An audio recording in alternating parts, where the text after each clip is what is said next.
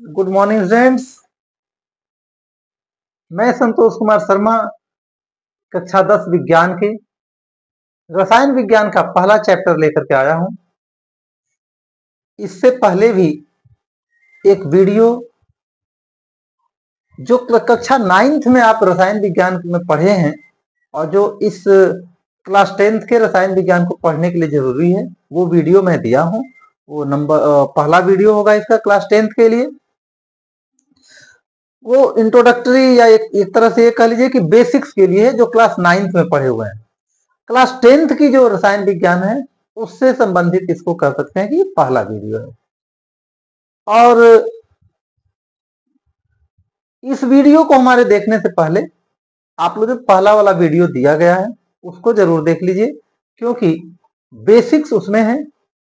यदि आप पहले से 9th की केमिस्ट्री अच्छी से पढ़े हैं तो ठीक है, अदरवाइज उसको देख लेंगे, उतने से आपका काम चल जाएगा, जिससे कि आप क्लास 10th में जो कुछ भी पढ़ना है वो आप जान सकते हैं। और हमारे वीडियोस देखने के बाद उनको अच्छा लगे तो लाइक करिए, अपने दोस्तों में शेयर करिए। जो लोग अभी भी हमारा चैनल सब्सक्राइब नहीं किए हैं वो लोग सब्सक्राइब कर लीजिए, क्योंकि इस सेशन में मैथ्स और साइंस दो सब्जेक्ट की क्लासेस इस चैनल पे चलेंगी। और आप लोग अच्छे से भी इसको करते हैं तो एवं 90% मार्क्स बहुत इजीली इन सब्जेक्ट्स में आप लोग सिक्योर कर सकते हैं।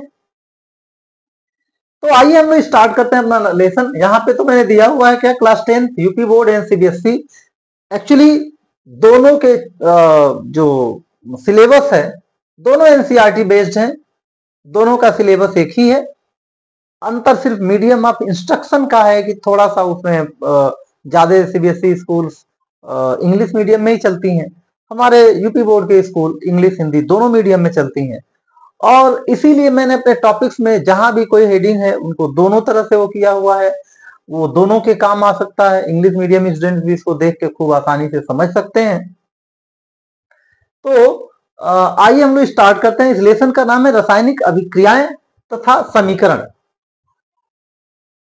इसमें लर्निंग ऑब्जेक्टिव क्या है, उद्देश्य क्या है इस लेसन को पढ़ने का, इसको हम लोग पहले देख लें। तो लर्निंग ऑब्जेक्टिव्स इसकी हैं, understand what chemical reactions are. Chemical reactions क्या हैं ये जानेंगे इसमें है। दूसरे में क्या है, identify types of chemical reaction, और केमिकल रिएक्शन कितने तरह की हैं ये भी देखेंगे हम लोग। तीसरे ऑब्जेक्टिव में right and balance chemical equations, chemical equations को लिखना और उन्हें बैलेंस करना ये भी आना चाहिए। और चौथा, observe real life examples of chemical reactions. जब हम डे टू डे लाइफ में कहीं देखते हैं कहीं कुछ चेंज होते रहता है तो वो कोई ना कोई क्या है, वो कोई ना कोई रासायनिक या भौतिक परिवर्तन होते हैं, वो क्रियाएं ही होती हैं। इन्हीं सभी बातों को हम लोग डिस्कस करेंगे। तो जब हम ये लेसन कंप्लीट कर चुके होंगे, जब आप लोग ये वीडियो पूरा देख चुके होंगे, तो हमारी सफलता इसी बात पे डिपेंड करेगी कि आप इन ऑब्जेक्टिव्स में कितने कामयाब हुए हैं। वो तो आपके कमेंट से हमको पता चलेगा। तो ये देखने के बाद कमेंट भी जरूर करिएगा कि हमारा वीडियो आपको इन ऑब्जेक्टिव्स को प्राप्त करने में कितना सहयोग किया। तो अब हम चलते हैं लेसन में। तो यहां पर सबसे ऊपर एक हेडिंग आपको दिख रहा है, भौतिक परिवर्तन तथा रासायनिक परिवर्तन। भौतिक परिवर्तन आप जानते हैं, परिवर्तन संसार का नियम है। यदि परिवर्तन रुक जाए, परिवर्तन ना हो तो सारी दुनिया ही रुक जाएगी। परिवर्तन तो होते ही रहना है। अब हम लोगों को उसमें से उन परिवर्तन की तरफ ध्यान देना है जो हमारे टॉपिक की तरफ है। वैसे परिवर्तन में क्या क्या देखते हैं भाई, तो कोई चीज जल है वाष्प बन गया, जल है जम के बर्फ बन गया, कहीं एयर है वहां पे ठंडे की बोतल लाए उसके चारों तरफ वाटर ड्रॉपलेट्स इकट्ठी हो गई। लोहे में देखते हैं कहीं जंग लग जाता है, दूध फट जाना होता है, या दूध से पनीर बनाते हैं, आम का अचार बनाते हैं। तो ये सारी चीजें क्या है, चेंजेस है, परिवर्तन है। अब उन परिवर्तन में आपको यदि कहा जाए कि भाई लकड़ी है उसके टुकड़े टुकड़े कर दीजिए, परिवर्तन तो हो गया। पहले तो मान लीजिए लकड़ी का एक बड़ा सा लग्गा दिख रहा हो और फिर आप उसको टुकड़े टुकड़े कर लिए जलाने के लिए या किसी और काम के लिए। चाक है, चाक को पाउडर बना करके घोल दिए उसको। चीनी है, शरबत बनाने के लिए उसको पानी में डाले, वो घुल गया। चीनी दिख रहा था, घुलने के बाद वो दिखेगा नहीं। तो ये सब क्या है? परिवर्तन है। अब इन परिवर्तन में आप लोगों को ये फिर डिस्कस करना है कि रासायनिक परिवर्तन कौन सा है और भौतिक परिवर्तन कौन सा है। तो जैसा कि भौतिक परिवर्तन का यहाँ पे देखिए, ये फिजिकल चेंज है। फिजिकल चेंज क्या है भाई? इसमें सिर्फ इसके रंग, रूप, अवस्था ये सब चेंज होता है। तो वह परिवर्तन जिसमें सिर्फ क्या होगा? भौतिक में क्या होगा भाई? भौतिक में क्या परिवर्तन होगा? सिर्फ इसका रंग परिवर्तित होगा, रंग होगा, रूप होगा और अवस्था होगी। ये सब जो परिवर्तन होंगे वो क्या हो जाएंगे? भौतिक परिवर्तन में आ जाएंगे। तो जैसे पानी को गर्म करिए तो उसको भाप का भी फॉर्मूला H2, भाप हो, जल हो, बर्फ हो, सबका फॉर्मूला तो आप एक ही लिखते हैं भाई, H2O। इसका मतलब वो चाहे जल से भाप बना, जल से बर्फ बना, उसमें कोई उसके संगठन में संगठनात्मक परिवर्तन नहीं आया। पहले भी H2O था, अभी भी H2O है, सिर्फ बदला क्या? उसका रूप और रंग बदला। तो इसलिए ये जो परिवर्तन हुआ क्या हो गया? भौतिक परिवर्तन।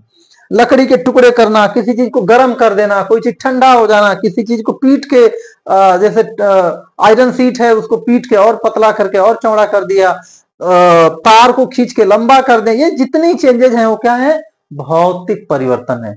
याद रखना होगा आप लोगों को। और रासायनिक परिवर्तन में केमिस्ट्री नाम सुनेंगे, केमिस्ट्री। तो केमिस्ट्री ऐसे भी क्या है? पदार्थों का विज्ञान है। और केमिस्ट्री, केमिकल रिएक्शन क्या होगी? जब उसकी केमिस्ट्री चेंज हो जाएगी। केमिस्ट्री मतलब उसका ऑर्गेनाइजेशन चेंज हो जाएगा। और जैसे अचार बन गया, अचार से आम वापस नहीं बनेगा। दूध फट गया, वापस दूध नहीं बनेगा। पनीर बना लिए, दही बन गया दूध से। तो ये सब जब परिवर्तन होते हैं वो रासायनिक परिवर्तन होते हैं, इसमें नया पदार्थ बनता है। तो रासायनिक परिवर्तन में ये जो भी परिवर्तन आएंगे, जैसे अचार बनना, दूध से दही बनना,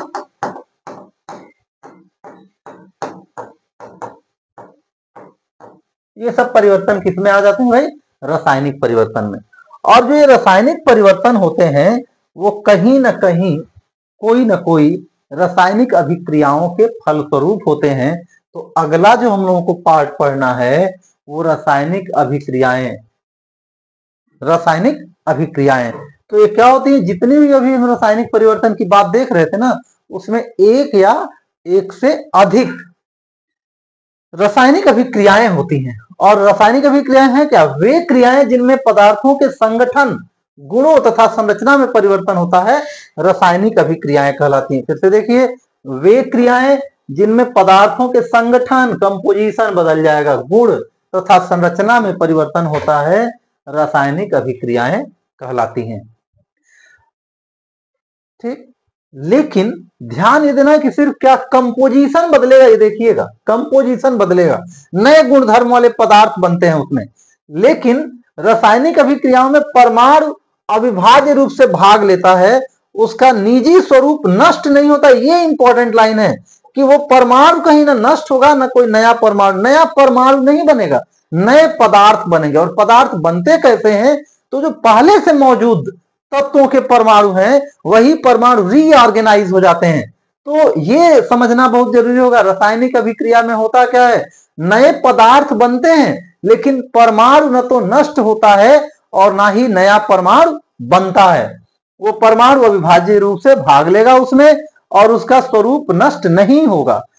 रासायनिक अभिक्रिया के दौरान पहले से मौजूद पदार्थ के अणु, अच्छा कैसे होगा?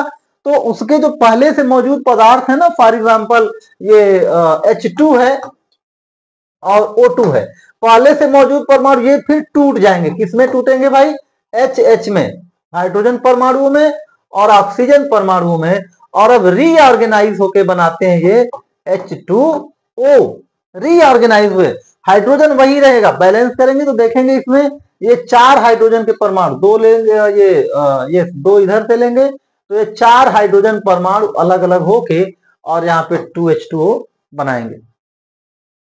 तो इस तरह से ये जानना है कि रासायनिक अभिक्रिया में ये इसके जो एटम है, परमाणु है, उनका पुनर्संयोजन होता है। कभी भी ये ना सोचिए कि परमाणु भी नए बनेंगे। तो पहले क्या है, पहले से मौजूद पदार्थ के परमाणु में टूट जाते हैं तथा उन परमाणुओं का पुनर्संगठन, रीऑर्गेनाइजेशन होता है, जिससे नए गुणधर्म वाले पदार्थ बनते हैं। नया पदार्थ बनना यही रासायनिक अभिक्रिया की पहचान है।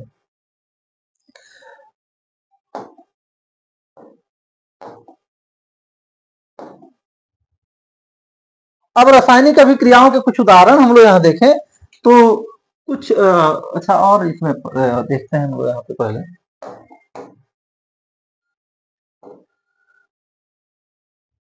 इसी के साथ रासायनिक समीकरण और वो सब देख लेंगे साथ में ही, एक साथ में। एक्चुअली रासायनिक अभिक्रियाएं होती हैं तो उधर जैसे मैंने बताया कि क्या था, हाइड्रोजन ऑक्सीजन के साथ जल के क्या बनाएगा भाई, हाइड्रोजन ऑक्सीजन के साथ जल के बनाएगा वाटर, कार्बन ऑक्सीजन के साथ जल के बनाएगा कार्बन डाइऑक्साइड। तो रासायनिक अभिक्रिया है कार्बन का जलना, हाइड्रोजन का जलना, और उसका ऑक्साइड बन गया। ये तो एक उदाहरण हो गया उसका। लेकिन उसको लिखेंगे कैसे हम, तो उसको लिखने के लिए हम सिर्फ ऐसे लिखेंगे, यदि लिखें इधर हाइड्रोजन, हाइड्रोजन रिएक्शन किया किससे भाई, ऑक्सीजन से, ऑक्सीजन, ये प्लस साइन दो अभिकारकों के बीच में दे देते हैं, और इसके फलस्वरूप बना क्या चीज, इसके फलस्वरूप बना जल। यही रासायनिक समीकरण है। और ये रासायनिक अभिक्रिया का शब्द समीकरण हो गया, शब्दों में इसको लिख दिए तो ये इसका हो गया शब्द समीकरण, कि हाइड्रोजन और ऑक्सीजन जल करके क्या बना रहे, मिल करके क्या बना रहे हैं, जल बना रहे हैं। ये शब्द समीकरण हो गया। अब इसी को हाइड्रोजन के बदले इसका सूत्र लिख दीजिए और ऑक्सीजन के बदले इसका सूत्र लिख दीजिए, और यहाँ पे H2O जल।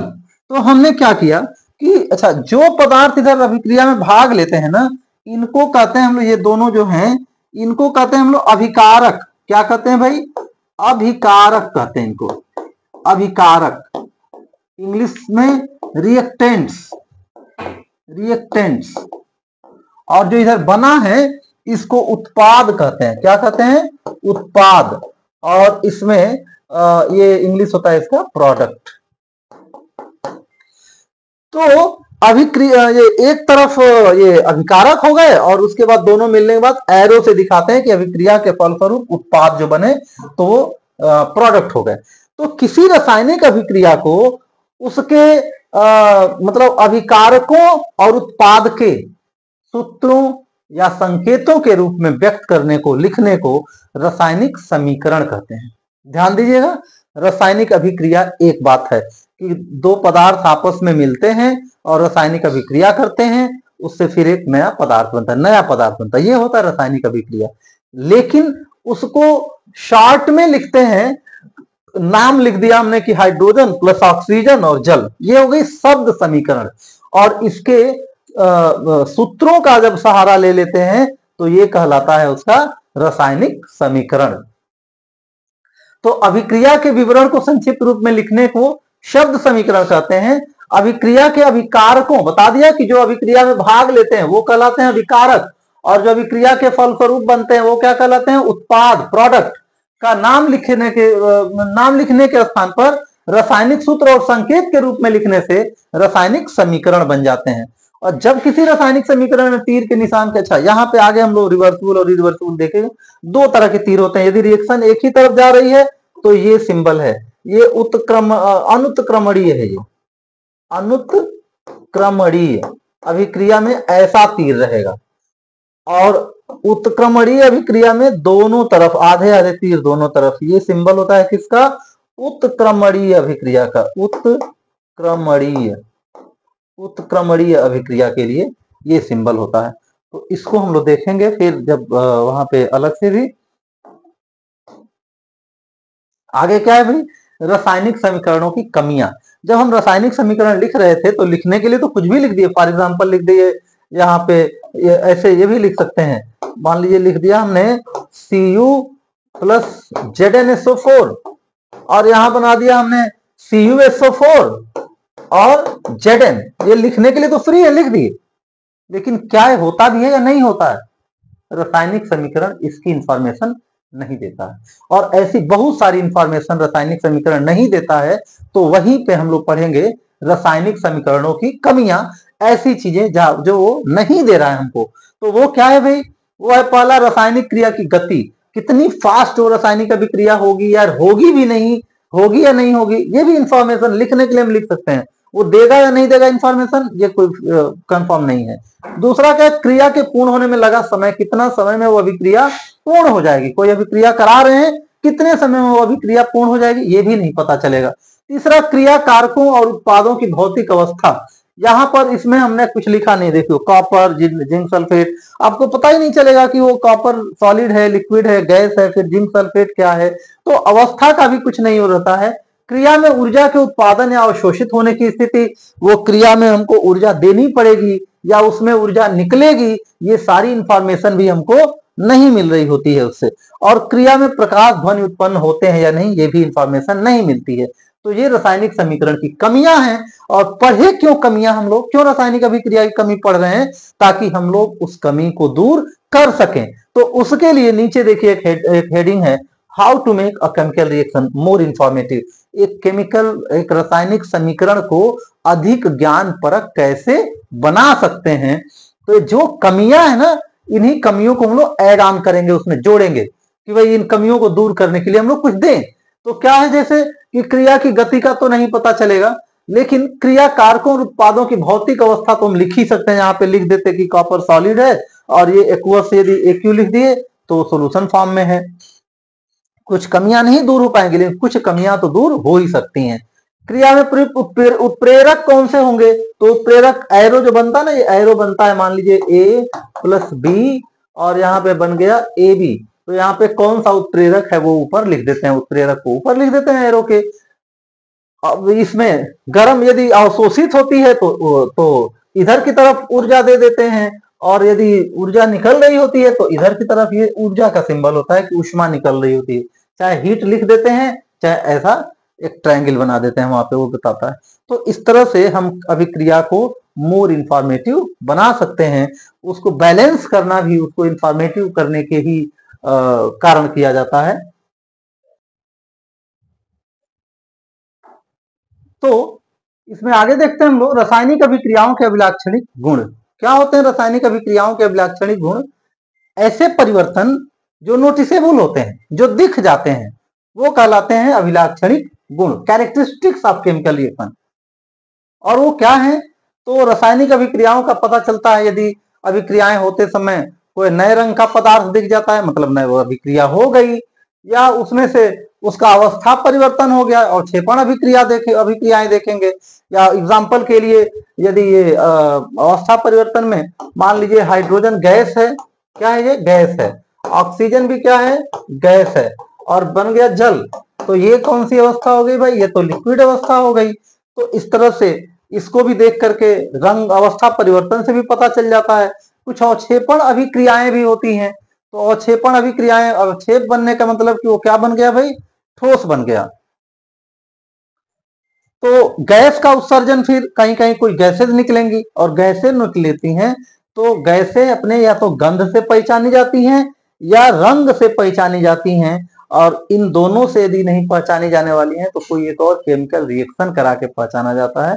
तो इस तरह से ये चौथा पॉइंट, मतलब गंध में परिवर्तन करके, परिवर्तन होने से पता चलता है अभिक्रिया का, या गैस का उत्सर्जन होता है कोई, और ताप में परिवर्तन। एग्जाम्पल के रूप में, अब आजकल तो ऐसा थोड़ा सा कम हो गया है, चूना वगैरह जहां जब घोला जाता था ना पहले सफेदी वगैरह के लिए, तो देखा जाता था कि उसमें जब चूना जल में मिलाया जाता था तो बहुत तेज उसमें से हीट एनर्जी निकलती थी, इतनी हीट निकलती थी, इतना गर्मी जाता था उसमें कि कुकर में चावल रख दें या दाल रख दें तो पक जाएगा।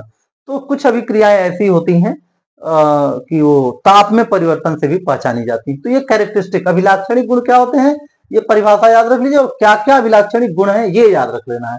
तो रासायनिक अभिक्रियाओं के दौरान होने वाले वे परिवर्तन जिससे रासायनिक अभिक्रियाएं पहचानी जाती हैं, अभिलाक्षणिक गुण कहलाते हैं। और ये जो निम्नलिखित हैं। आगे हम लोग देखते हैं फिर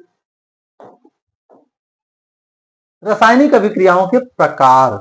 जब हम लोग प्रकार पढ़ेंगे ना, जैसे अभी तक हम लोग एक एक दो दो एग्जाम्पल कहीं की रासायनिक अभिक्रियाएं क्या हैं ये समझाने के लिए एक दो एग्जाम्पल दिए, लेकिन जब हम लोग प्रकार पढ़ेंगे तो प्रकार के समय ही रासायनिक अभिक्रियाएं आएंगी, तब वहां पे रासायनिक अभिक्रियाएं और भी समझ में आएंगी कि रासायनिक अभिक्रियाएं वास्तव में हैं क्या। क्योंकि जब कोई प्रकार पढ़ेंगे तो उसमें 4-5 एग्जाम्पल उसके देखेंगे, तो वहां से रासायनिक अभिक्रियाएं भी समझ में आते रहेंगी।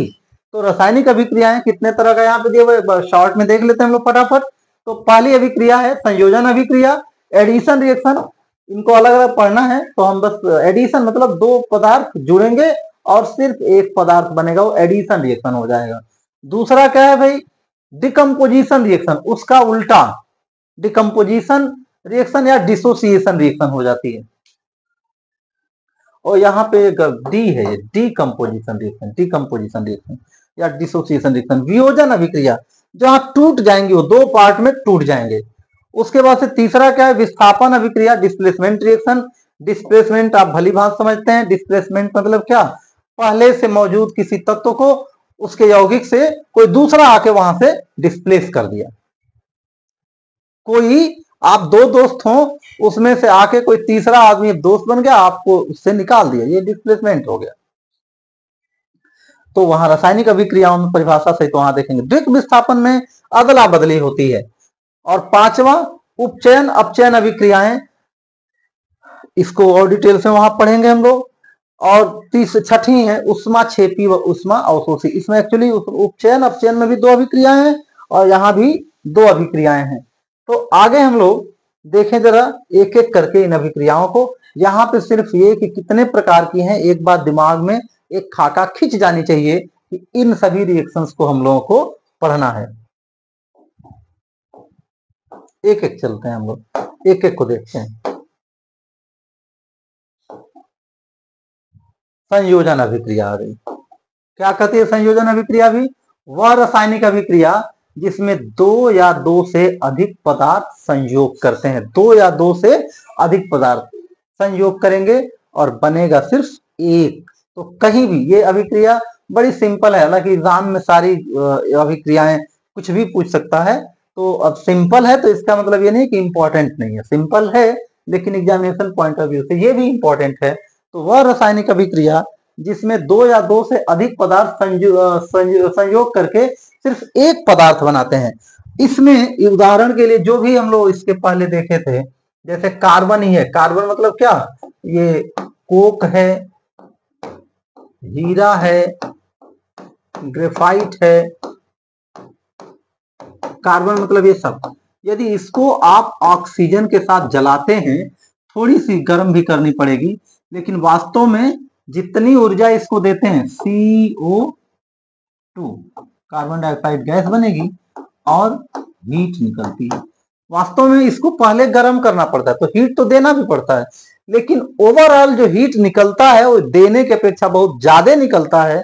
तो जब हम लोग लास्ट में हेडिंग देखे थे उष्मा क्षेपी व उष्मा अवशोषी अभिक्रियाएं, उसको यहीं से बताते भी चले कि जिन अभिक्रियाओं में उष्मा निकलती है उस अभिक्रिया के फलस्वरूप वो उष्मा क्षेपी होती हैं। तो ये अभिक्रिया भी क्या हो गई, ये उष्मा क्षेपी अभिक्रिया होती है।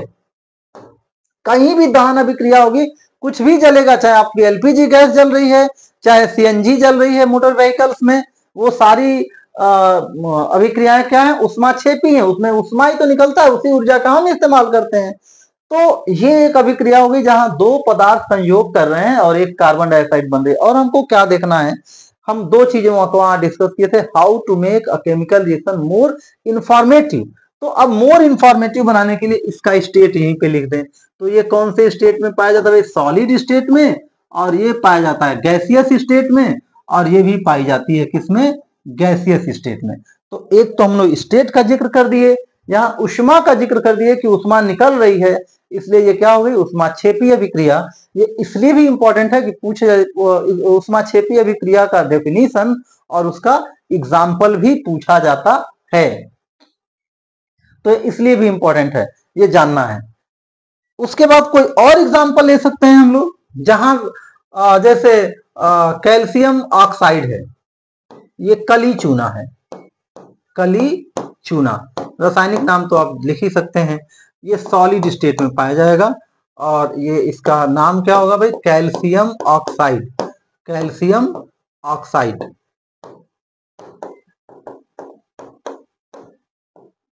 और इसमें जब जल मिलाया जाता है जो कि लिक्विड स्टेट में है, तो ये बन जाता है CaOH ट्वाइस, ये अभिक्रिया। और यहां भी हीट निकलती है, तो ये भी ऊष्माक्षेपी अभिक्रिया का एक एग्जाम्पल हो गया। और मोर इंफॉर्मेटिव बनाने के लिए स्टेट भी लिख दिया, वहां पे हमने उसका हीट भी लिख दिया।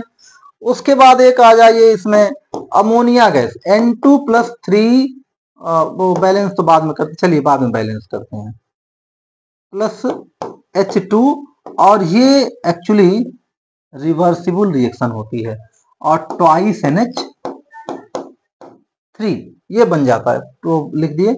हालांकि NH3 रहता है, देखिए हाइड्रोजन 3 रहता है, यहाँ पे 2, तो बैलेंस करने के लिए उसका एलसीएम क्या होता है, 3 और 2 का एलसीएम, ये 3 और ये 2, एलसीएम क्या होता है उसका 6। तो दोनों तरफ 6 होने के लिए यहाँ पे क्या कर लेते हैं, यहाँ पे 2 से इंटू कर देते हैं, और यहाँ पर तब 3 से, और नाइट्रोजन ऑलरेडी बैलेंस है यहाँ पर, तो इस तरह से इसको बैलेंस कर लिए। और ये भी ऊष्माक्षेपी अभिक्रिया होती है। और एक और नया इंफॉर्मेशन क्या, ये एरो दे रहा है, कैसी अभिक्रिया है भाई, ये रिवर्सिबल रिएक्शन है, उत्क्रमणीय अभिक्रिया। यहाँ पे मॉलिब्डिनम एक चूर्ण होता है जो कि इसमें उत्प्रेरक का काम करता है। और नहीं तो स्टेट्स को लिख देते हैं, ये गैसियस स्टेट में, ये भी हालांकि भाप की अवस्था में ही पाया जाता है, तो अब लेकिन ओरिजिनल स्टेट तो इसका लिक्विड ही है। और ये गैसियस स्टेट में नाइट्रोजन भी और हाइड्रोजन भी गैसियस स्टेट में। इस तरह से अभिक्रियाओं को मोर इंफॉर्मेटिव बना सकते हैं।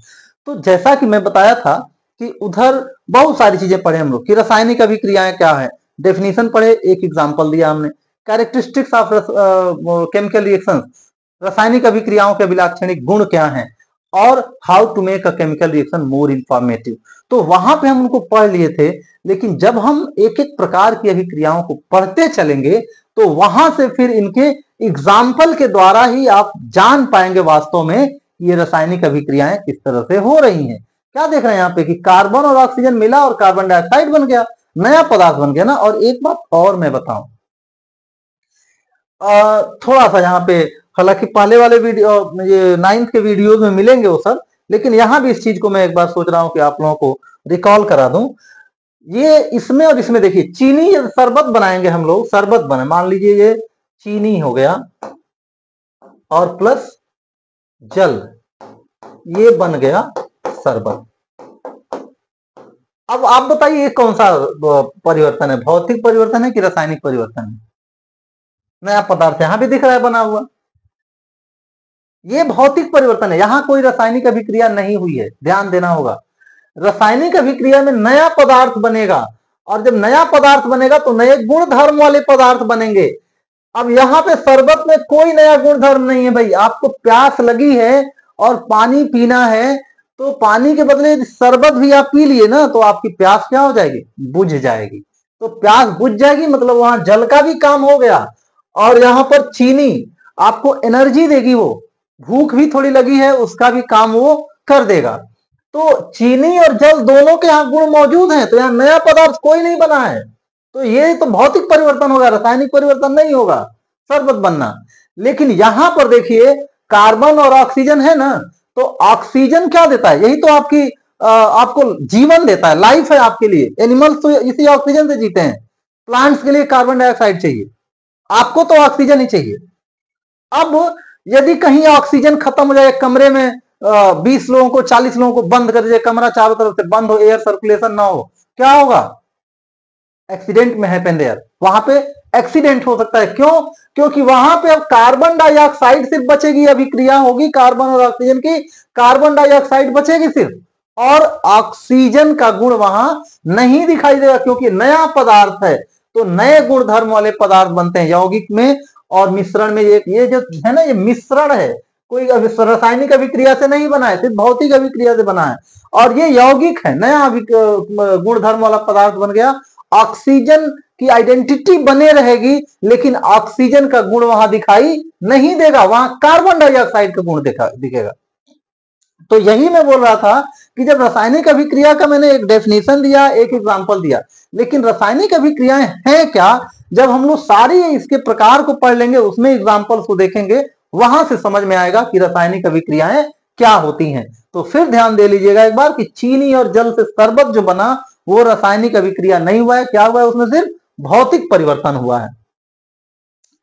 अब इसके बाद हम लोग चलते हैं दूसरे तरह की अभिक्रिया को देखते हैं। दूसरी अभिक्रिया कौन सी अभिक्रिया है? अच्छा, ये उत्क्रमणीय अनुत्क्रमणीय, ये तो कोई अलग से इसको देखने का नहीं है कि जिन अभिक्रियाओं में दोनों तरफ संपन्न होंगी, जैसे अभी हमने अमोनिया गैस बनने वाला एग्जांपल दिया तो उत्क्रमणीय होंगी, और एक ही डायरेक्शन में अभिक्रिया होगी तो वो अनुत्क्रमणीय होगी।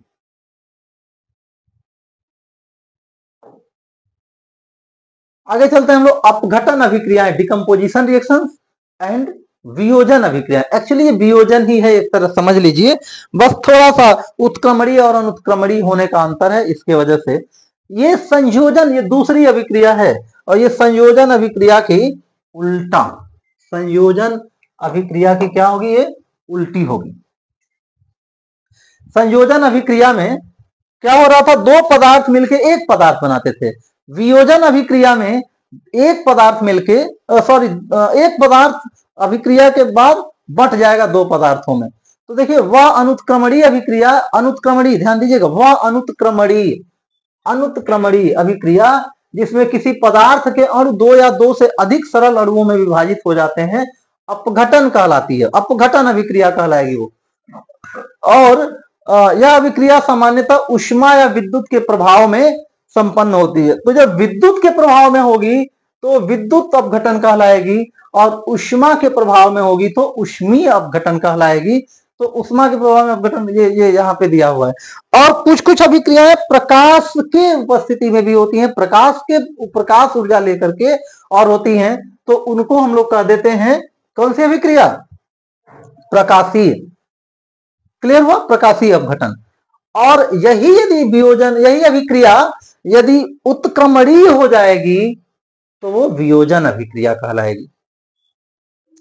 तो इसके एग्जांपल्स हम लोग देखें तो मान लीजिए कि आपका है कैल्शियम कार्बोनेट, ये चूना पत्थर, कैल्शियम कार्बोनेट, क्या नाम है इसका भाई, इसका नाम है कैल्शियम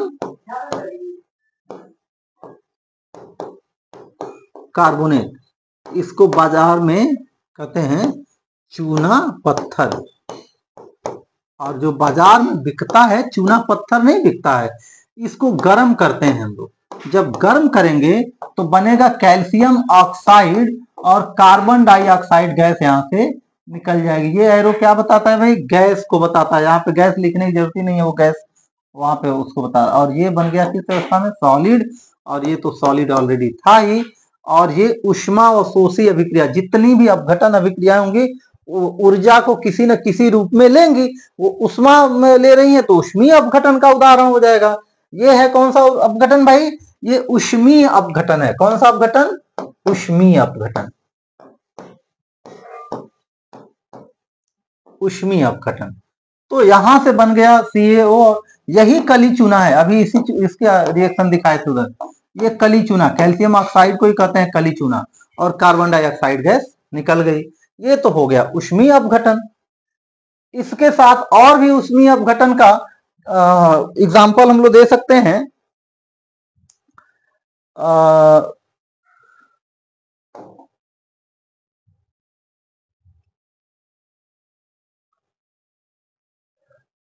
एक उसका ले लीजिए, प्रकाशीय अपघटन का ले लीजिए, प्रकाशीय अपघटन।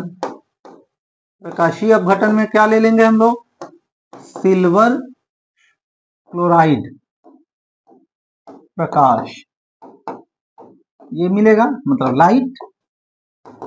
तो ये सिल्वर में और क्लोरीन में टूट जाएगा।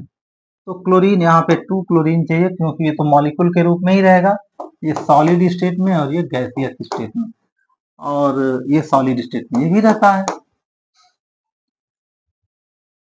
2 हो गया यहाँ पर।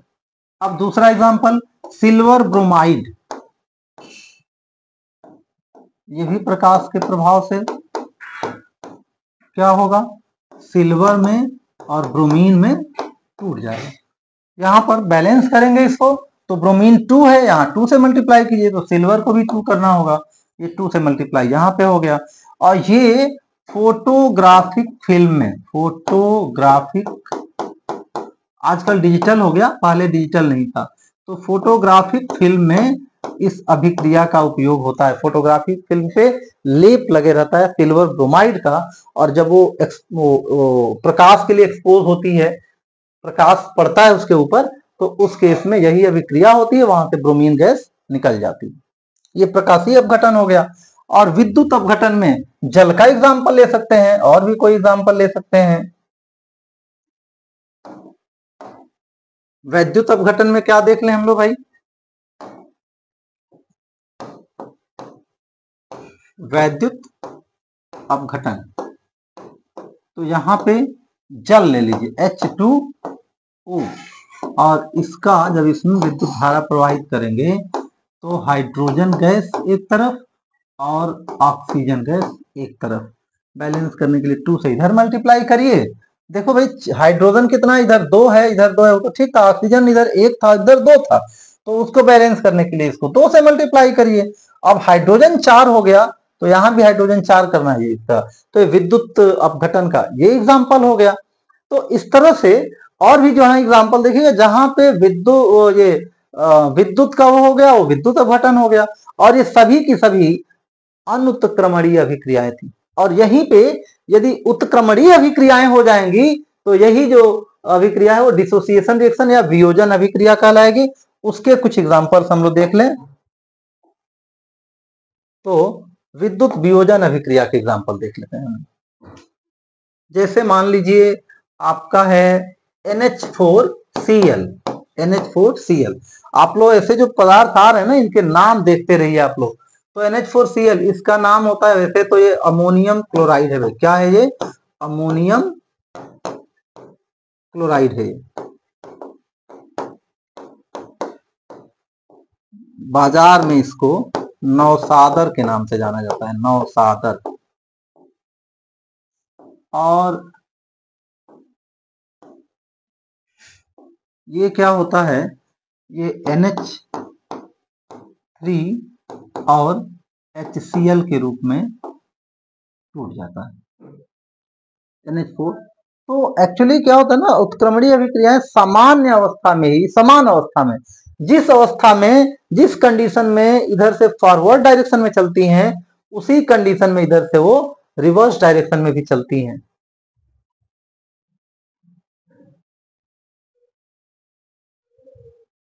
इसको मिटाना था, ये HCl, उसी डायरेक्शन में वो, उसी कंडीशन में अपोजिट डायरेक्शन में चले जाती हैं।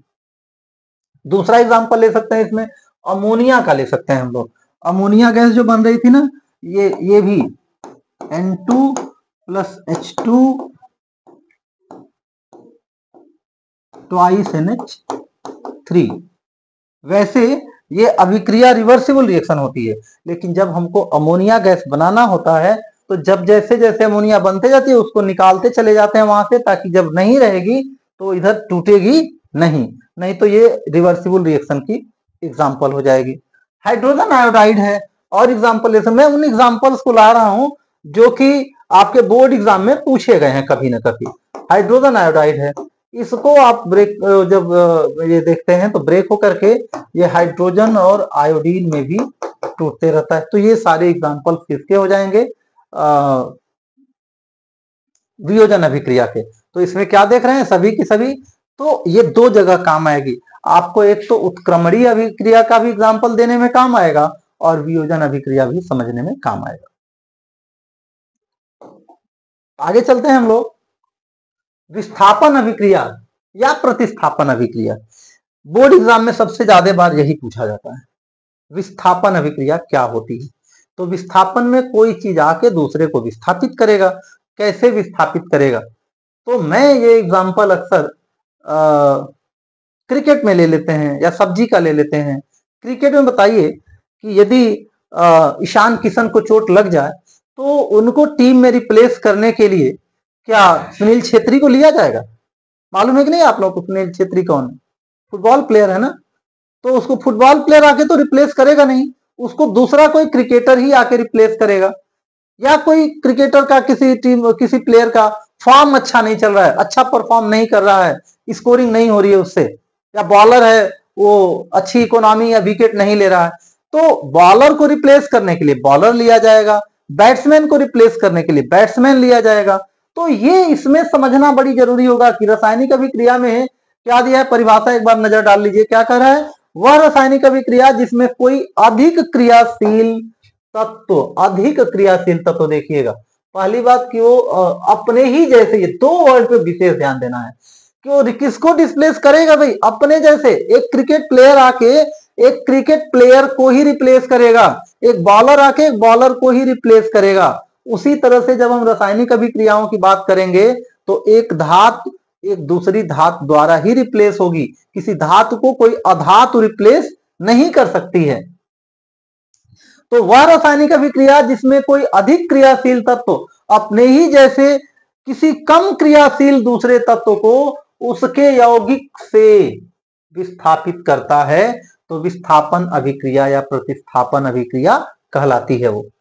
और एग्जाम्पल के रूप में यहाँ पे कॉपर सल्फेट विलयन है, कॉपर सल्फेट विलयन, ये जो एक्वस विलयन होता है ना, जलीय विलयन जो इसका होता है, इसका रंग नीला होता है। कैसा रंग होता है भाई, ये भी क्वेश्चन है कि इसका विलयन का रंग नीला कैसे, इस पे कई क्वेश्चन बनते हैं, बहुत इंपॉर्टेंट रिएक्शन है ये, कई क्वेश्चन बनते हैं, नीला रंग होता है इसका। तो एक क्वेश्चन अपने आप में है कि जलीय विलयन का रंग नीला वो कैसा होता है, तो नीला होता है। और इसका एक ये क्रिस्टल बनता है वो भी नीला बनता है। तो इसको जिंक, जिंक भी क्या है, एक धातु है, तो इस कॉपर को डिस्प्लेस करेगी। कैसे, तो अभी हम इसके आगे फिर वो रिएक्टिविटी सीरीज दिखलाएंगे, वहां दिखेगा कि जिंक कॉपर से ऊपर है, तो यहां बन गया जिंक सल्फेट, एक्वस फॉर्म में ये रहेगा, लेकिन इसका नीला रंग यहां से गायब हो गया, नीला रंग गायब हो गया। और क्या बन गया, यहां पर कॉपर यहां पर अलग हो गया। तो ये जो कॉपर अलग हुआ ना, वो इसीलिए अलग हुआ कि कॉपर की रिएक्टिविटी जो है वो क्या है, उससे कम है, तो उसको आकर के जिंक ने रिप्लेस कर दिया, ये रिएक्ट होता है। अब यहां पर हम लोग थोड़ा सा आगे वो दिखाएं आपको, ये है सक्रियता श्रेणी, ये भी परिभाषा आता है, धातुओं में भी आएगा, और यहाँ पे इसके जाने बिना डिस्प्लेसमेंट रिएक्शन को जानना थोड़ा सा मुश्किल होगा। तो यहाँ पर क्या देख रहे हैं, धातुओं को उनके क्रियाशीलता के घटते हुए क्रम में, यहाँ देखिए सारे धातुओं का ही नाम है, एक अधातु है, ढूंढिएगा आप लोग। तो इसमें क्या है भाई, सक्रियता श्रेणी में सारी धातुओं को लिखा गया है। कैसे लिखा गया है, ऊर्ध्वाधर क्रम में लिखा गया है, वर्टिकल लाइन में। और क्या है, यहाँ पे देखिए सबसे ऊपर पोटेशियम, ये क्या है भाई, पोटेशियम है ना, यहाँ पर potassium, sodium, calcium, magnesium, oh sorry यहाँ कैल्शियम है, potassium, sodium, calcium, magnesium, aluminium, zinc, iron, lead, ये यहाँ पे आ गया हाइड्रोजन, जो कि क्या है, धातु नहीं है, कॉपर, मरकरी Hg, Ag, और ये है ए, इस तरह से। तो सबसे अधिक क्रियाशील धातु, एक क्वेश्चन होता है, सबसे अधिक क्रियाशील धातु कौन है भाई, पोटेशियम है, और सबसे कम क्रियाशील धातु कौन सी है, गोल्ड है। ये क्वेश्चन है अपने आप में, एक एक नंबर का ऑब्जेक्टिव टाइप क्वेश्चन आता है। और घटती क्रियाशीलता है, सबसे अधिक से शुरू किए सबसे कम की तरफ आए, यही परिभाषा है, बस समझ लीजिए, परिभाषा बना के लिख देंगे कि धातुओं को उनके क्रियाशीलता के घटते हुए क्रम में लिखकर ऊर्ध्वाधर बनाई गई श्रेणी को क्रियाशीलता श्रेणी कहते हैं। तो यहीं पे जब हम वो देखेंगे ना कि कैसे वो जिंक देखे थे हम लोग, और क्या देखे थे, कॉपर देखे थे, जिंक और कॉपर। तो जिंक ऊपर है, रिएक्टिविटी अधिक है, तो अपने से कम क्रियाशील धातु को या तत्व को आकर के क्या किया, वो डिस्प्लेस कर दिया वहां से। और कुछ एग्जांपल्स दे सकते हैं हम लोग, तो यही कॉपर सल्फेट विलयन, फिर से CuSO4, ये विलयन है। और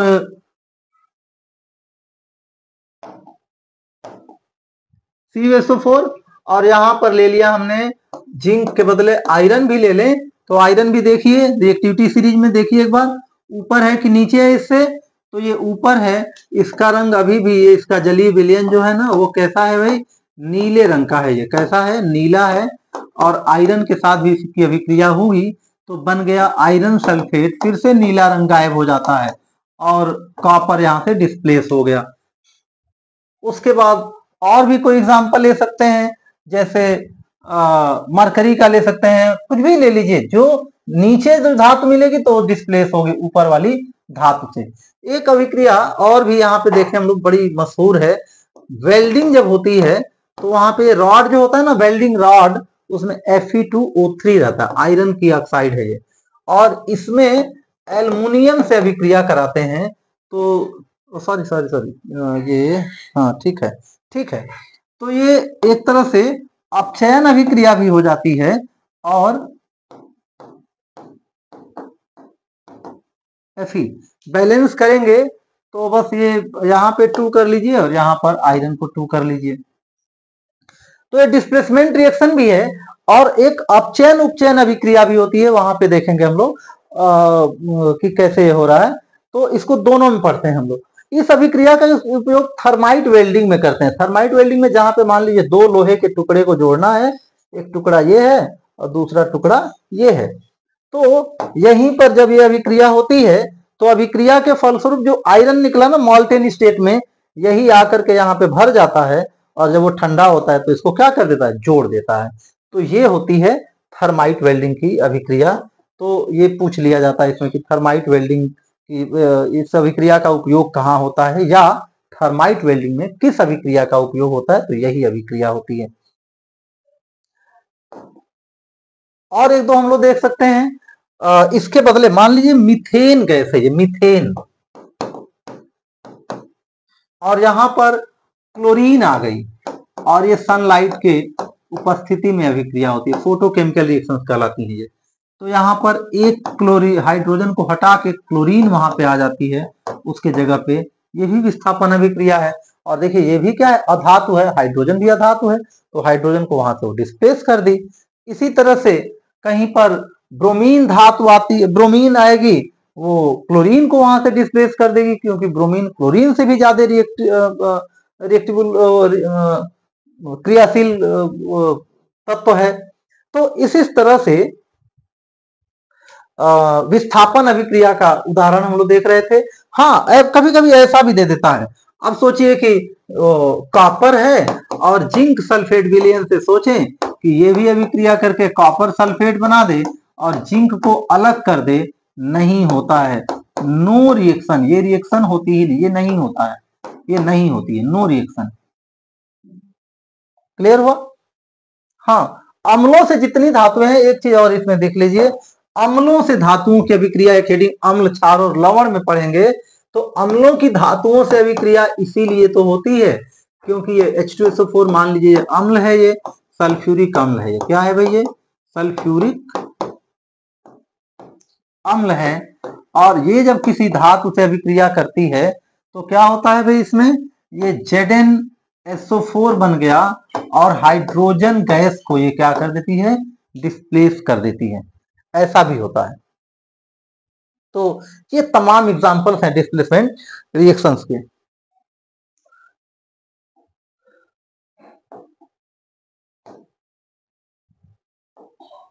इसके बाद डबल डिस्प्लेसमेंट रिएक्शन। तो डबल डिस्प्लेसमेंट रिएक्शंस क्या होती हैं भाई, डबल आयनों की अदला बदली होती है। मान लीजिए कोई दो तत्व हैं ए बी, दो स्टूडेंट समझ लो ए बी और सी डी, जब वो घर से चले रास्ते में ए को बी मिला और इधर सी को डी मिला, ये ए बी और सी डी ऐसे चले आए, लेकिन वास्तव में दोस्त नहीं है। दोस्त यदि हो ए सी और बी डी, तो जब तक भाई रास्ते में उनको कोई नहीं मिला था तो आपस में तो चले आए, लेकिन जैसे ही चारों इकट्ठा हुए तो ए और सी की आपस में पड़ती है तो एक साथ हो गए, और बी और डी की आपस में पड़ती है तो फिर ये एक साथ हो गए। तो ये इस तरह से आयनों की अदला बदली से जो रासायनिक अभिक्रिया होती है वह कहलाती है डबल डिस्प्लेसमेंट रिएक्शन। वह रासायनिक अभिक्रिया जिसमें आयनों का, इन ये आयनों है, थोड़ा सा आयनों का आदान प्रदान होता है, द्विविस्थापन अभिक्रिया कहलाती है। और इस अभिक्रिया में प्राय अवक्षेप बनते हैं, अभी हम लोग देखेंगे। तो जो अवक्षेप बनता है ना, उन अभिक्रियाओं को कहते हैं अवक्षेपण अभिक्रियाएं। तो कभी कभार ये भी पूछता है कि अवक्षेपण अभिक्रियाएं क्या होती हैं। तो जिन अभिक्रियाओं में अवक्षेप बनता है, कैसे बनेगा वो हम लोग अभी डिस्कस कर रहे हैं। तो मान लीजिए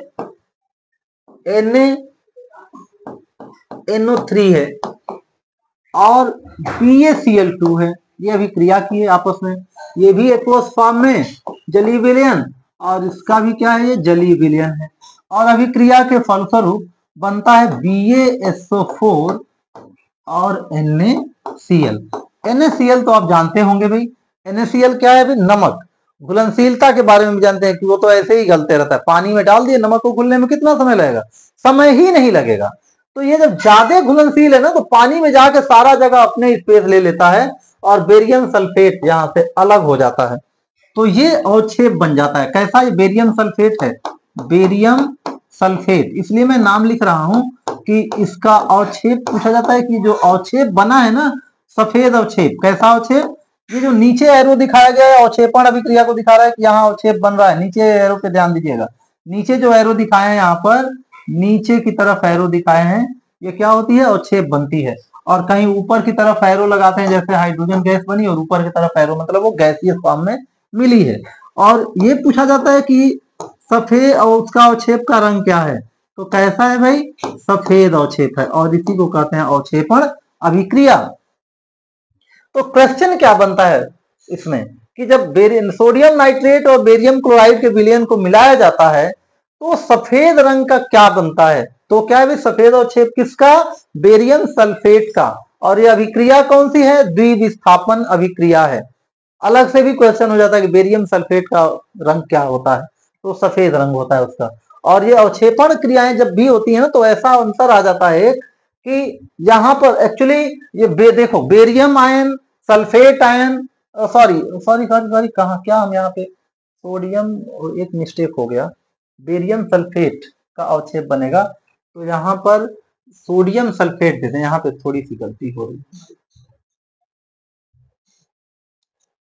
सोडियम Na2SO4, थोड़ी सी गलती हो रही, ये विलेन है इसका, एक्वस फॉर्म में ये भी रहता है। और NaCl, तो जब अवक्षेपण अभिक्रियाएं होती है ना, तो उसमें एक पदार्थ ऐसा होता है जिसकी घुलनशीलता बहुत ज्यादा होती है और दूसरे की घुलनशीलता कम होती है, तो नहीं घुलता है, वही अवक्षेप बन जाता है। इसके बाद और एग्जांपल इसके दिए जा सकते हैं।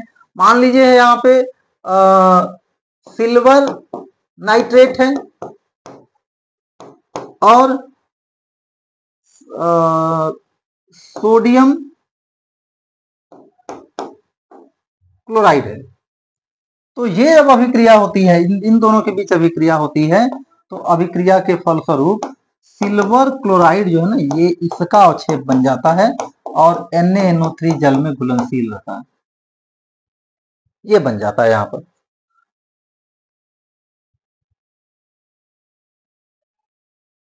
एक और ब्लैक कलर का, और कुछ एग्जांपल देख लें इसमें हम लोग, और एग्जांपल देख लीजिए। आयरन क्लोराइड है, आयरन क्लोराइड FeCl3 है, और ये बन जाता है यहाँ पर NaOH। जब ये अभिक्रिया होती है तो यहाँ पे आयरन का जो ऑक्साइड है ना, FeOH, इसका अवक्षेप, भूरे रंग का अवक्षेप, भूरा अवक्षेप,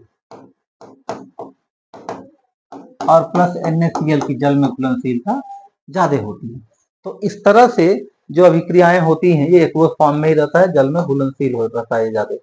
तो इस तरह की अभिक्रियाओं को हम लोग क्या कहते हैं, अवक्षेपण अभिक्रियाएं, द्विविस्थापन अभिक्रियाएं। तो द्विविस्थापन, और ये भी जो हम लोग एक एग्जांपल कहीं कहीं वो ऑक्सीडेशन रिडक्शन देखते हैं, वहां भी आयनों की अदला बदली होती है, तो भी द्विविस्थापन के। लेकिन द्विविस्थापन अभिक्रियाओं में ज्यादातर अवक्षेपण अभिक्रियाओं को ही हम लोग देखते हैं। इसके बाद आ जाते हैं हम लोग कहां पर, उपचयन अपचयन अभिक्रियाएं। उपचयन अपचयन अभिक्रियाएं होती क्या है वास्तव में? तो किसी तत्व या यौगिक में ऑक्सीजन एक साथ देख लें, 5 अभिक्रियाओं के 5 दिया हुआ है, 5 में से कुछ भी होता है तो वो क्या होता है? वो उपचयन अभिक्रियाएं होती हैं। तो वह रासायनिक अभिक्रिया जिनमें निम्नलिखित में से कुछ भी होता है, अपचयन नहीं भाई, कहां से ये मिस्टेक हुआ, उपचयन है ये, उपचयन, उपचयन या ऑक्सीकरण अभिक्रिया कहलाती है। क्या क्या है वो? किसी तत्व या यौगिक में ऑक्सीजन परमाणु का जुड़ना, हाइड्रोजन परमाणु का निकलना, ऑक्सीजन और हाइड्रोजन एक दूसरे के विपरीत हैं, तो हाइड्रोजन परमाणु का निकलना, और किसी तत्व या आयन की धनात्मक संयोजकता में, किसी कोई तत्व है या आयन है उसकी धनात्मक संयोजकता बढ़ेगी, इसके उल्टा ऋणात्मक संयोजकता घटेगी।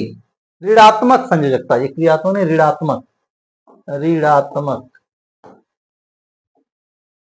ऋणात्मक संयोजकता में कमी होती है, या किसी तत्व से इलेक्ट्रॉन निकलते हैं, तो ये सभी की सभी क्या होती हैं?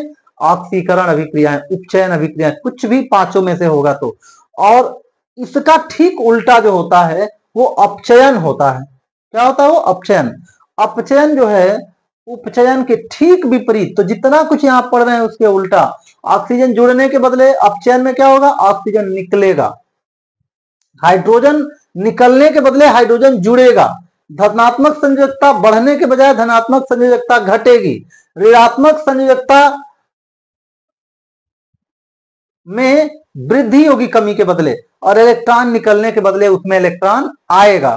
तो ये सारी अभिक्रियाएं जो होंगी, ये कैसी अभिक्रियाएं होंगी? अपचयन। तो उपचयन और अपचयन अभिक्रियाएं दोनों साथ साथ चलती हैं। और एक और चीज देखेंगे, वे यौगिक जिसके कारण अपचयन होता है, सॉरी उपचयन, अपचयन नहीं उपचयन, जो उपचयन कराएंगे वो उपचायक कहलाएंगी, और जो अपचयन कराएंगे वो अपचायक कहलाएंगे। क्लियर हुआ? अभी हम लोग देखेंगे इनको, जब तो ध्यान में, जब हम लोग रिडॉक्स रिएक्शन पढ़ रहे होंगे तो रिएक्शन तो एक होगी, उसी में हम देखेंगे कि किसका उपचयन हुआ, साथ में ये भी देखेंगे किसका अपचयन हुआ, उपचायक कौन है, अपचायक कौन है। ये 4 बातों पे ध्यान आपका रहना चाहिए। क्या क्या भाई? उपचयन किसका हुआ, अपचयन किसका हुआ, और मतलब ऑक्सीडेशन किसका हुआ, रिडक्शन कैसे किसका हुआ, उपचायक कौन है, ऑक्सीडाइजिंग एजेंट कौन है, और अपचायक कौन है, रिड्यूसिंग एजेंट कौन है। ये चारों बात हम लोग जब एग्जाम्पल देखेंगे तो इन एग्जाम्पल में इन चारों को हम लोग देखते चलेंगे। तो एग्जाम्पल में आ जाइए, यहाँ पे हम लोग कुछ एग्जाम्पल देखें। तो जितनी दहन अभिक्रियाएं ना, वहां पे क्या हो रहा है भाई? कार्बन है, जैसे हीरा, ग्रेफाइट एक्सेट्रा, हीरा है, ग्रेफाइट है, तो क्या हुआ इसमें? कार्बन के साथ ऑक्सीजन जुड़ गया, कार्बन डाइऑक्साइड बन गई। ये क्या हो गया? ऑक्सीकरण या उपचयन हो गया। क्या हो गया भाई? ऑक्सीकरण। किसका ऑक्सीकरण हुआ? कार्बन का, कार्बन का ऑक्सीकरण हुआ। तो यहाँ पे एरो के द्वारा दिखा देंगे, यहाँ लिख देंगे ऑक्सीकरण। क्या हुआ भाई? ऑक्सीकरण हो गया। यहाँ पे कौन ऑक्सीकरण, ऑक्सीडाइजिंग एजेंट यहाँ पे कौन है? ऑक्सीजन खुद ही है ऑक्सीडाइजिंग एजेंट। दूसरी अभिक्रिया में देखें हम लोग तो CuO है, और यहाँ कार्बन से अभिक्रिया इसका करा दिए, तो यहाँ पर भी बनेगा एक कॉपर निकलेगा और कार्बन डाइऑक्साइड गैस बनेगी। कार्बन को ये अपचयित कर दिया। तो यहाँ पे देखिए किसका, यहाँ क्या हो रहा है? कॉपर ऑक्साइड किसमें बदल गया भाई? कॉपर ऑक्साइड बदल गया किसमें?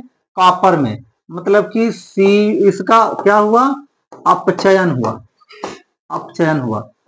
किसका? ये भी ध्यान देना कि ये गलती से लिख देते हैं कॉपर का, कॉपर का नहीं, कॉपर ऑक्साइड का अपचयन हुआ है। किसका अपचयन हुआ? ध्यान दीजिएगा, कॉपर ऑक्साइड का। लिख लीजिए CuO का अपचयन हुआ। किसमें? कॉपर में अपचयन हो गया। और इसका क्या हुआ भाई? इसका तो क्या हुआ? उपचयन हो गया, कार्बन का उपचयन हो गया। कार्बन में क्या जुड़ गया? यहाँ देखिए, यहां से ऑक्सीजन निकल गया तो उसका अपचयन है, और कार्बन में ऑक्सीजन जुड़ गया तो उसका क्या है? उपचयन है। अगली बात, इसमें उपचायक कौन है, अपचायक कौन है? तो अपचायक, अपचयन कौन कराया है? किसके कारण अपचयन हुआ है भाई? कार्बन के द्वारा अपचयन हुआ है। अपचयन किसका हुआ? कॉपर ऑक्साइड का। किसके कारण हुआ? कार्बन के कारण। तो अपचायक है इसमें, अपचायक कौन है इसमें? कार्बन है। अपचायक है कार्बन, और उपचायक कार्बन का जो उपचयन हुआ, तो उपचायक कौन है भाई? उपचायक है कार्बन, कॉपर ऑक्साइड, जो ऑक्सीजन का स्रोत है वो होता है। इसी तरह से एक और एग्जांपल लेते हैं हम लोग। H2S गैस है, H2S गैस है, ब्रोमीन आ गई भाई। ब्रोमीन गैस जो है ना, सल्फर से ज्यादा क्रियाशील है, तो ये हाइड्रोजन के साथ मिलके सल्फर से हाइड्रोजन को चुरा ली और बन गया हाइड्रोजन के साथ इसका ब्रोमाइड, हाइड्रोजन ब्रोमाइड। बैलेंस करने के लिए 2, और ये तो इधर तो 2 है, Br2 भी है, तो और कुछ करने की जरूरत नहीं है। तो यहाँ पे क्या देख रहे हैं भाई? हाइड्रोजन निकल गया, तो इसका क्या हो गया? H2S का क्या हुआ? उपचयन हुआ। क्यों? क्योंकि यहां से हाइड्रोजन निकला है, और ब्रोमीन में हाइड्रोजन जुड़ गया, तो ब्रोमीन का अपचयन हो गया, अपचयन हो गया। उपचायक कौन है? अपचायक कौन है? तो किसका उपचयन हुआ, किसका अपचयन हुआ भाई? तो ब्रोमीन का तो ये हुआ, लेकिन यदि हम इसका पूछे ना, तो इसका तो उपचयन हुआ है। तो उपचायक कौन है यहाँ पर? उपचायक, उपचायक कौन है? तो उपचायक है ब्रोमीन। और अपचायक कौन है? अपचायक कौन है भाई? ब्रोमीन का अपचयन किसकी वजह से हुआ? तो H2S है, ये अपचायक है। इसके बाद एक और एग्जांपल देखें हम लोग जरा। एक और एग्जांपल देखिए, ये SnCl2 है और इधर FeCl3 है। ऐसी अभिक्रियाएं भी होती हैं। तो यहां बन जाता है SnCl4 और FeCl2। बैलेंस करना हो तो ऐसे ही इसको देखेंगे, यहाँ क्लोरीन 3 है और यहाँ क्लोरीन 2 है, दोनों का एलसीएम क्या हो जाएगा? 6। तो 6 होने के लिए इसको 3 से मल्टीप्लाई करिए, और इसको किससे तब मल्टीप्लाई करना पड़ेगा भाई? 2 3 जा 6। अच्छा, यहां से भी मिलेगा। ओ, SnCl4 यहाँ का हो जाएगा, और नो 2 यदि ले लें, 2 से इधर 2 से, तो FeCl2 ये यहाँ पे बदलेगा। ठीक है, यहाँ था ना ये FeCl2 ही रहेगा, बाकी क्लोरीन यहाँ आएगा। तो ये हो गया, क्लोरीन यहाँ भी आ गया, दूसरे मेथड से बैलेंस होगा। खैर, तो यहाँ पर इसका स्टेनस आयन है, इसकी वैलेंसी कितनी है? 2 है, और यहाँ आयरन की वैलेंसी कितनी दिख रही है? 3। क्यों? क्योंकि क्लोरीन 3 क्लोरीन परमाणु से जुड़े हैं, और एक क्लोरीन एटम की, क्लोरीन आयन की संयोजकता ऋण 1 होती है, तो इसका धन 3 हो जाएगा। अब यहाँ रिएक्शन के बाद क्या दिख रहा है? रिएक्शन के बाद यहाँ पे इसकी संयोजकता 4 हो गई, +4, और इसकी संयोजकता क्या हो गई भाई? 2 हो गई। तो यहां देख करके बता सकते हैं इसकी धनात्मक संयोजकता बढ़ी है, तो इसका क्या हो गया है? उपचयन हुआ है। और इसकी धनात्मक संयोजकता घटी है, तो इसका हो गया है अपचयन। और यहां से पूछा जाए कि उपचायक कौन है, अपचायक कौन है? उपचायक किसके वजह से इसका उपचयन हुआ है भाई? तो उपचायक है ये FeCl3, और अपचायक किसके वजह से उसका अपचयन हुआ है? तो अपचायक हो गया है SnCl2। इस तरह से, तो इसको आप लोग देखिए। इसके बाद हम लोग देखें जरा अगले उसमें आए कि क्या है? उष्माक्षेपी और उष्मा अवशोषी अभिक्रियाएं पहले ही जब एग्जाम्पल देते समय ही मैंने बता दिया है, तो अलग से कुछ करना नहीं है। इसमें जो भी अभिक्रियाएं आएंगी देखेंगे, यदि उसमें उष्मा निकल रही है, एग्जाम्पल ही पूछे जाते हैं। तो जितनी दहन अभिक्रियाएं हैं वो सब, यदि एग्जाम्पल पूछे तो कोई दहन अभिक्रिया लिख दीजिए। जैसे CH4 का ही ले लीजिए, मान लीजिए LPG ले लीजिए। LPG इसका मुख्य कंपोनेंट क्या होता है? C4H10 होता है, और इसमें C4H10 ध्यान दीजिएगा, C4H10। तो ऑक्सीजन के साथ रिएक्शन करके और ये बन जाता है कार्बन डाइऑक्साइड, हाइड्रोजन का से वो वाटर बन गया और निकल गया हीट एनर्जी। तो कैसी हो गई अभिक्रिया? ऊष्माक्षेपी। तो कोई भी दहन अभिक्रिया का एग्जांपल लिख देंगे वो हो जाएगा ऊष्माक्षेपी, और वियोजन अभिक्रिया का उदाहरण लिख देंगे वो हो जाएगा ऊष्मावशोषी। तो वे रासायनिक अभिक्रियाएं जिनके फलस्वरूप ऊर्जा निकलती है ऊष्माक्षेपी अभिक्रियाएं कहलाती हैं, जबकि वे अभिक्रियाएं जिनमें ऊष्मा अवशोषित होती है ऊष्मा अवशोषी अभिक्रियाएं कहलाती हैं। और कुछ आगे हम लोग देख लें जरा क्या है, इस टॉपिक को, इस लेसन को खत्म करेंगे। तो ये क्या है भाई? संक्षारण और इसकी रोकथाम। ठीक है, संक्षारण और इसकी रोकथाम। संक्षारण क्या होता है भाई? तो क्षय होना, धातुओं का क्षय होना।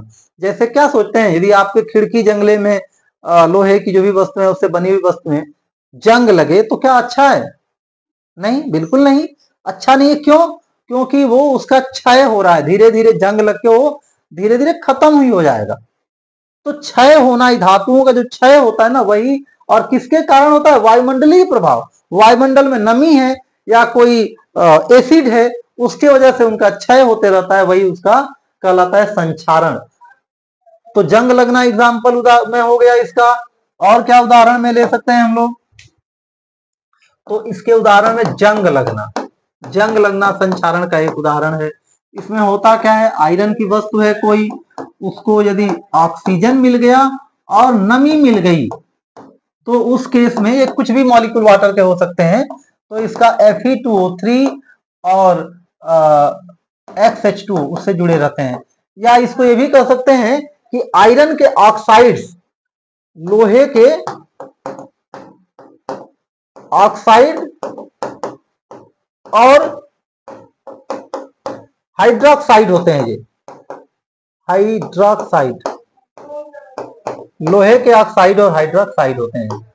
तो इस तरह से इसमें जंग लग जाती है, यही क्षरण है। और क्या होता है? सिल्वर का कोई बच्चियां पहनती है, जैसे सिल्वर की पायल वगैरह, उसमें काले रंग की परत चढ़ जाती है, H2S गैस की वजह से होता है, और ये AgS बन जाता है वहां पे, और हाइड्रोजन गैस निकल जाएगी।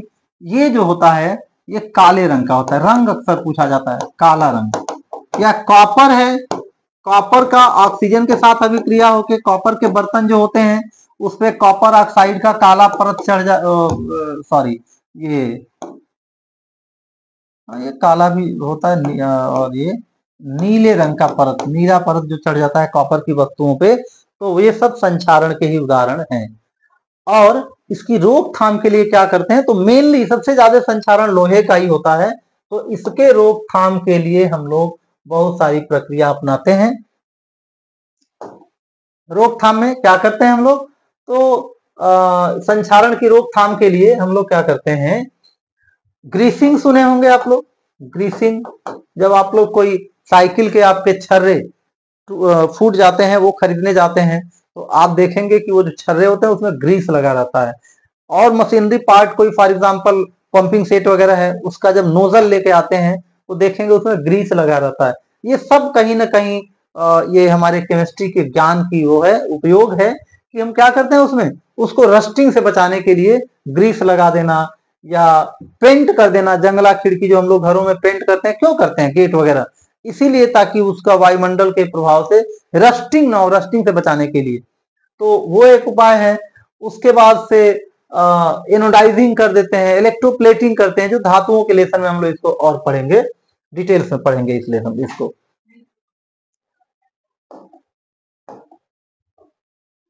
उसके बाद एक आती है विकृत गंधिता।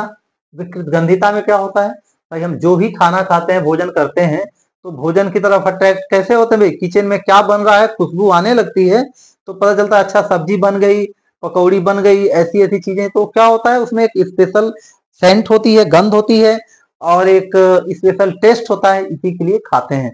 जब ये टेस्ट बिगड़ जाता है किसी वजह से, उसी को कहते हैं हम लोग विकृत गंधिता। तो विकृत गंधिता में उसका गंध और स्वाद दोनों बिगड़ जाता है, और ये बिगड़ने का मतलब क्या हो गया कि कोई ना कोई रासायनिक अभिक्रिया वहां पर हो गई। और उससे बचाने के लिए रोकथाम के इसके क्या उपाय होते हैं? तो आप लोग अचार का जानते ही, अचार साल 2 साल 4 साल भी रह जाता है। कैसे रहता है? क्योंकि उसमें जो तेल मसाले लगे हुए हैं वो उसको सड़ने से बचाती हैं। अचार में सिरका डाला जाता है, सिरका का भी वही काम होता है उसको सड़ने से, हालांकि वो खुद ही थोड़ा सा उसको एक अभिक्रिया होती है, हम लोग जनरली कहेंगे कि वो सड़ा देता है उसको, लेकिन वो गला देता है वो, और बैक्टीरियल एक्शन उस पर नहीं होने देता है, तो वो खाने योग्य रहता है। फिर भी कभी कभार ऐसा होता है घर में मछली पहले आ गई और बननी शाम को है, तो ऐसे केस में क्या करते हैं, उसमें हल्दी और नमक लपेट के रख दिया जाता है, वो भी संचारण का एक उपाय है। आप लोग चिप्स खाते हैं, कुरकुरे खाते हैं, तो उसके पैकेट में जो गैस भरा रहता है वो नाइट्रोजन गैस भरी रहती है। नाइट्रोजन गैस अक्रिय गैस होती है, वो उसको रिएक्शन नहीं करने देती है, तो उसके वजह से उसको विकृत गंधिता से बचाती है। तो ये सारे उपाय हैं जिससे कि हम उसको बचा सकते हैं। इस वीडियो में इतना ही। मुझे उम्मीद है कि वीडियो के स्टार्टिंग में जो हमने ऑब्जेक्टिव्स, लर्निंग ऑब्जेक्टिव रखे थे, आप लोग वीडियो देखने के बाद एक बार जरूर ये देखिएगा कि आप उन ऑब्जेक्टिव्स में कितना कामयाब हुए, हम आप लोगों को समझाने में कितने कामयाब हुए कि आप कितना समझ पा रहे हैं। यदि आप इन बातों को समझ पाते हो, तो ऑब्जेक्टिव को अचीव किए हो, तो जरूर हमारे इस चैनल पे कमेंट करिएगा। और एक बार और मैं आप लोगों को याद दिला दूं कि हमारे वीडियोस को देखते रहिए, लाइक करिए, शेयर करिए। और देखिए ऑफलाइन क्लास में कुछ खूबियां हैं, कुछ कमियां हैं, तो ऑनलाइन क्लास में भी है। ऑनलाइन क्लास की एक खूबी ये है कि जो लेक्चर आपको मान लीजिए समझ में नहीं आया है, तो आप दोबारा से आप उस वीडियोस को देख सकते हैं, रोक करके देख सकते हैं, जिससे कि आप उस कंसेप्ट को ठीक ढंग से समझ सकते हैं। और जो स्टूडेंट्स अभी भी हमारे चैनल को सब्सक्राइब नहीं किए हैं, वो जरूर सब्सक्राइब कर लें, जिससे कि उनको आने वाले वीडियोस का नोटिफिकेशन मिल सके। और मेरा दावा है कि इस साल मैथ्स और साइंस के वीडियोस इस पे जितने आएंगे, पूरे आपके बोर्ड में एबव 90% मार्क्स की तरफ आपको ले जाएंगे। धन्यवाद।